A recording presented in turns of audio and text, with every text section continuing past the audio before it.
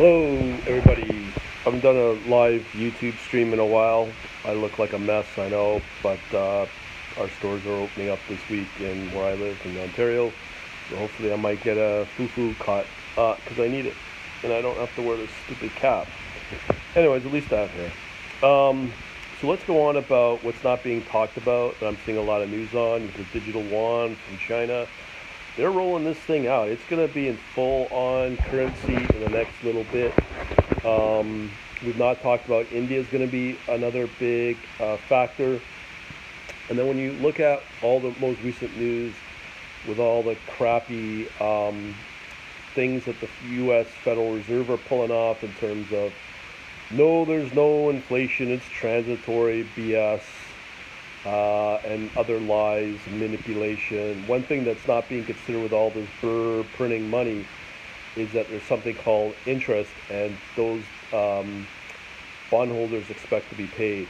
And at some point, it's not sustainable. So that's why they're going to bring out these digital currencies local. So the digital US dollar, now the yuan. And with the yuan out, there's going to be competition out there for every large corporate, every large country out there to bring out their own version of it. What does this mean? It's not a good sign. See, cash is anonymous. You get your cash, you can spend it wherever you want. Nobody knows how you spend it. When it comes to crypto, digital crypto, what's going on is that you get your little 2,000 a month, whatever, dollars or whatever in your account. Tax time comes around and they go, well, you owe us $5,000, so they just take it out of your account because they can do that. Or they're going to be able to track all your spending. So there's none of this anonymous going on with these digital currencies. They're not good, but we can't avoid them. Norway said they're not going to do it, so that's just an additional plus for Norway. I've talked enough about Norway. But where does this leave the Chinese yuan? Well, it's coming. It's digital. They've been testing it, so on and so forth.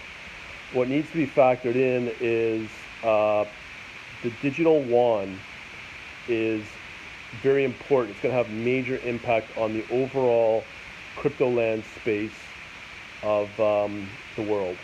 And what I mean by that is we've got well over 1,000 cryptocurrencies. I was just reading, I might do a review on it with the digital dollar vigilante or whatever, that newsletter.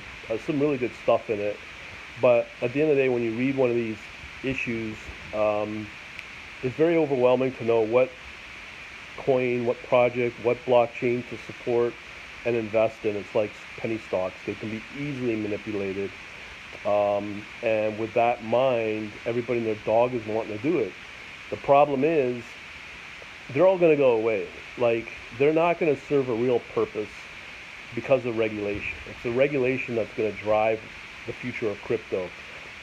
Just to get on an exchange, you have to provide all your ID, your photo ID and all that, to legally trade.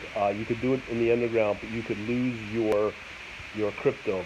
If you were on Binance and Anonymous, which I was, unverified, you will lose your account at some point. It's part of their terms of service. So you build it up to 10 grand, you just poof, your 10 grand disappears.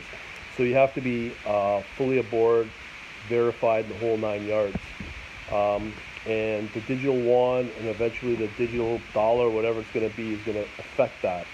So what is the need for all these other little coins? Between now and when these things come out full mainstream, you could speculate and play the penny stock game with them. You could probably make some money here and there.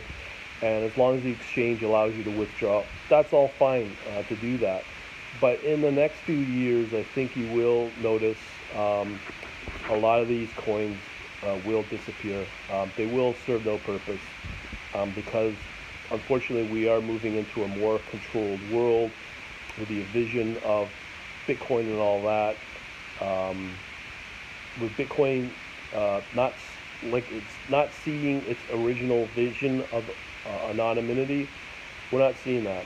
So, I mean, maybe with Monero, but it's like that's what the criminals use to trade and whatever else. But just wanted to give you my thoughts on the digital yuan. I think the digital yuan in the next 3 to 5 years is going to have a huge impact on crypto, and it will affect uh, basically a lot of the little coins over the long run. We will be in a more obviously controlled financial environment that we have no future on. Look, we're going to be living in a world where we're forced to be vaccinated with this stupid virus, just due to the fact that you know the government tells us to do that. Do we have a choice on it? Well, if you want to eat and travel, you have no choice. So I don't see a difference between that and the digital dollar, or whatever, yuan, whatever comes out. So that's what I think. Change my mind or something through the comments, but I think I'd love to see it get healthy, but it's going to be no different than the age of the car, and there was like 100 different car manufacturers, and by the 30s and 40s there was only 5 car manufacturers, that kind of thing. So I do see that coming. Other than that, have a good day. Later.